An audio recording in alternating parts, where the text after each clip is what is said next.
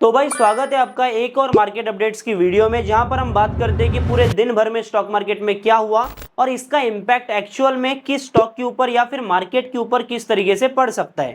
हाँ भाई, मेरे को पता है कि आज सैटरडे है, पर मार्केट से ऐसी धमाकेदार न्यूज़ निकल के आ रही है जिसका इम्पैक्ट हमको डेफिनेटली मंडे के दिन मार्केट पर देखने को मिलेगा।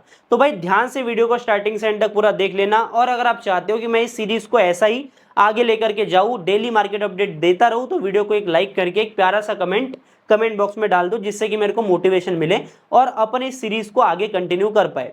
तो सबसे पहले अपन बात करेंगे ईरान और इजराइल की वॉर की, जहां पर सबसे पहले इजराइल ने ईरान के ऊपर वॉर किया था। अब देखो, वॉर करने के पीछे का जो रीजन मार्केट में निकल के आ रहा है वो एक ही चीज है, इजराइल बिल्कुल नहीं चाहता कि ईरान न्यूक्लियर पावर बने।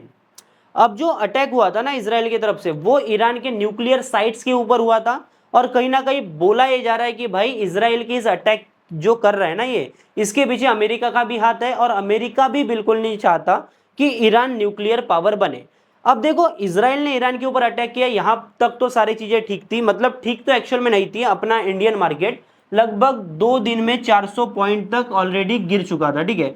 अब इम्पैक्ट्स में सबसे पहले डिस्कस कर लेता हूं, जो हमने कल भी किया था। तो लगभग भाई 400 पॉइंट्स तक यहां पर हमारा निफ्टी में गिरावट देखने को मिली थी। साथ में क्रूड के प्राइसेस भी, क्रूड ऑयल के प्राइसेस भी हमको ऊपर जाते हुए दिखे। साथ में गोल्ड भी ऊपर गया था, क्योंकि भाई सेफ हेवन एसेट ऐसी वॉर की सिचुएशन में आगे बढ़ते हैं। और साथ में डिफेंस सेक्टर भी इंडिया में बढ़ा था, ठीक है। पर दिक्कत वहां पर हुई जहां पर ईरान ने इजराइल के ऊपर रिटालिएट किया। देखो, इजराइल ने ईरान के ऊपर अटैक किया, यहां तक सारी चीजें ठीक थी, क्योंकि वो न्यूक्लियर साइट के ऊपर अटैक कर रहे थे। पर जब ईरान ने रिटालिएट किया, तब यहां पर वॉर जो है ना ये आगे बढ़ रहा है। अभी देखो, यहां पर एक स्टेटमेंट निकल के आई है, ईरान के ऑफिशियल्स ने कहा है कि expansion of attacks in coming days. मतलब ईरान का क्लियर मुद्दा है कि भाई अपन इस वॉर को नहीं रोकने वाले, और आगे आने वाले दिनों में अपन रिटालिएट करेंगे और इजराइल को मुंह तोड़ जवाब देंगे, ठीक है। इससे हमें क्लियर समझ में आता है कि ये जो वॉर है ये आगे चलेगा। अभी इस वॉर के कॉन्सिक्वेंसेस क्या क्या हो सकते हैं मैं आपको बताता हूँ।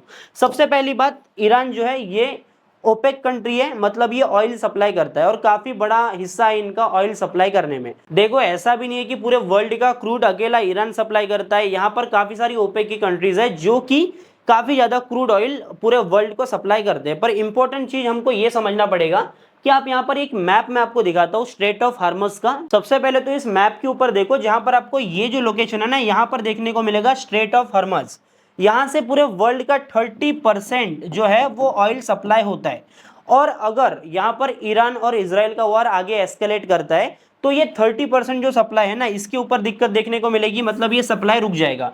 और अगर इतने भारी मात्रा में वर्ल्ड का क्रूड का जो सप्लाई है वो रुक जाता है, तो ऑब्वियस सी बात है कि सप्लाई कम होने के कारण जो क्रूड के प्राइसेस है ना, वो हमको बढ़ते हुए दिखेंगे। देखो, अभी के टाइम पर तो क्रूड के प्राइसेस $72 पर बैरल पर चल रहे हैं, पर एनालिस्ट का मानना है कि अगर वॉर ऐसे ही चलता रहा तो ये $120 तक भी जा सकते हैं। और अगर ऐसा हो जाता है तो भाई इंडिया के लिए काफी बड़ी दिक्कतें आ जाएगी।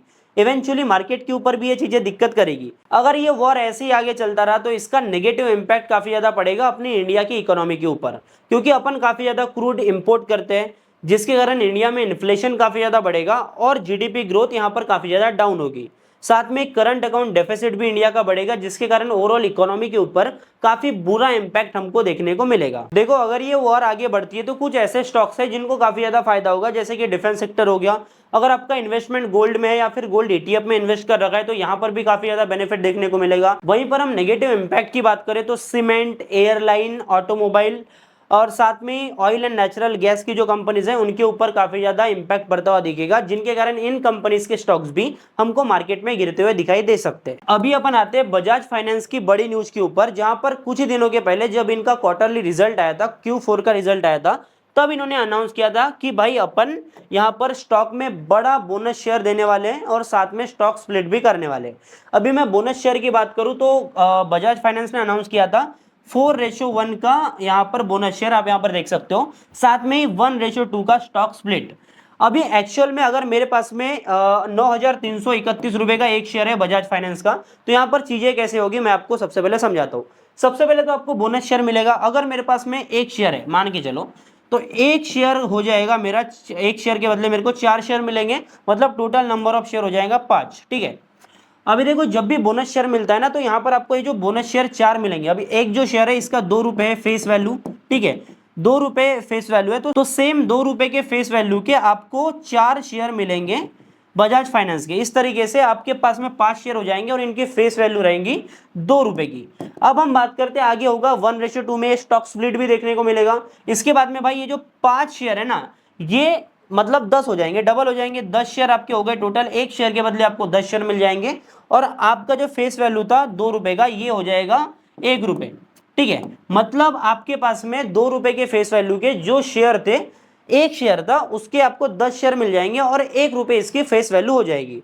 अब देखो एक्चुअल में शेयर का प्राइस को आप 10 से डिवाइड कर लो, मतलब भाई 9,331 रुपए का शेयर प्राइस है मान के चलो, तो ये हो जाएगा तुम्हारा 933.1 रुपीज का, मतलब 933 रुपए का तुम्हारा बजाज फाइनेंस का एक शेयर हो जाएगा। देखो अगर आपके पोर्टफोलियो में जितने भी बजाज फाइनेंस के शेयर है ना, आपकी इन्वेस्टमेंट डिवाइड बाय 10 हो जाएगी।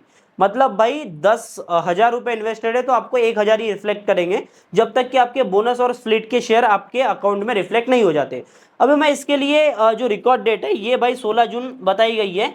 अब देखो इंडिया में T+1 का सेटलमेंट चलता है, ठीक है। मतलब अगर 16 जून का रिकॉर्ड डेट है तो 16 जून के दिन आपके डीमैट अकाउंट में अगर वो रिफ्लेक्ट होना है तो इसके लिए आपको 15 जून को ही बाय करना पड़ेगा। पर 15 जून को क्या है, संडे, ठीक है, और आज है सैटरडे, तो आपने अगर 13 जून को या फिर उससे पहले कभी भी बजाज फाइनेंस का एक शेयर लिया होगा 9,300 रुपए का, तो आपको यहाँ पर एक शेयर के बदले 10 शेयर मिलेंगे। मतलब आपकी जो शेयर्स की क्वांटिटी है वो बढ़ जाएगी और शेयर का प्राइस डिवाइड बाय 10 हो जाएगा। अदानी ग्रुप के इन्वेस्टर्स के लिए एक और बड़ी न्यूज निकल के आ चुकी है, क्योंकि गौतम अदानी जी अभी डिफेंस सेक्टर में घुसने वाले हैं। जैसे कि हमको पता है कि भाई अदानी जी हर एक सेक्टर में, हर एक बिजनेस में लगातार घुस रहे हैं। अभी रिसेंटली इन्होंने सीमेंट बिजनेस भी काफी बड़ा एक्वाजिशन किया था, मतलब बहुत बड़ा सीमेंट बिजनेस जो है एक्वायर किया था। अभी ये घुसने वाले हैं डिफेंस सेक्टर में, और हमें ये भी पता है कि कहीं ना कहीं जिस भी सेक्टर में घुसते हैं ना, तो कहीं ना कहीं उस सेक्टर को ये डिसरप्ट करते हैं। अभी देखना ये रहेगा कि यहाँ पर डिफेंस सेक्टर में ये कितना डिसरप्शन ला पाते हैं। तो अपन कंपनी की बात करें तो ये कंपनी लेकर के आ रहे हैं अस्त्रान डिफेंस लिमिटेड, जो कि एक फुल्ली ओन सब्सिडरी रहेगी अदानी एंटरप्राइजेस की। मतलब जिनके पास में भी अदानी एंटरप्राइजेस का शेयर है ना, उनके पास में भाई ये बिजनेस रहने वाला है अस्त्रान डिफेंस लिमिटेड का। मतलब अगर आपको अदानी ग्रुप के डिफेंस सेक्टर में अगर अपनी पोजीशंस बनाना है, इन्वेस्टमेंट बनाना है, तो आपको शेयर खरीदना पड़ेगा अदानी एंटरप्राइजेस का। बाकी आपके लिए भाई बाइंग सेलिंग की रिकमेंडेशन कोई भी नहीं है। हो सकता है कि भाई न्यूज आने के बाद में आपको मंडे के दिन यहाँ पर एक बड़ी शार्प तेजी अदानी एंटरप्राइजेस के शेयर में देखने को मिले, चांसेस काफी ज्यादा है।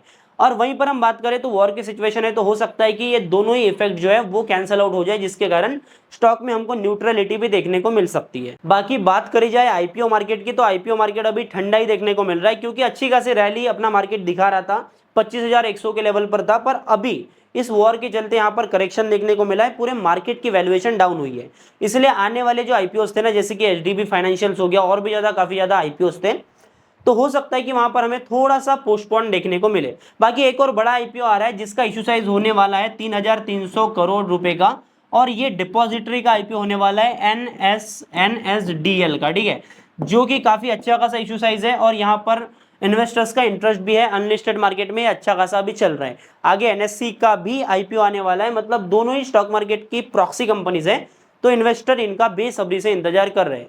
करंट आईपीओ की बात करें तो ओसवाल पंप्स का आईपीओ भी मार्केट में ओपन है। एक दिन यहाँ पर इन्वेस्टर्स ने सब्सक्राइब किया है, अभी और 2 दिन बाकी है, मंडे और ट्यूसडे को ये मार्केट में ओपन रहने वाला है। बाकी इसका मैंने डिटेल एनालिसिस वीडियो अपने इस यूट्यूब चैनल पर बना दिया हो, तो आप चैनल पर जाकर वीडियो को डिटेल में देख सकते हो। यहाँ पर मैं थंबनेल लगा दूंगा, ठीक है।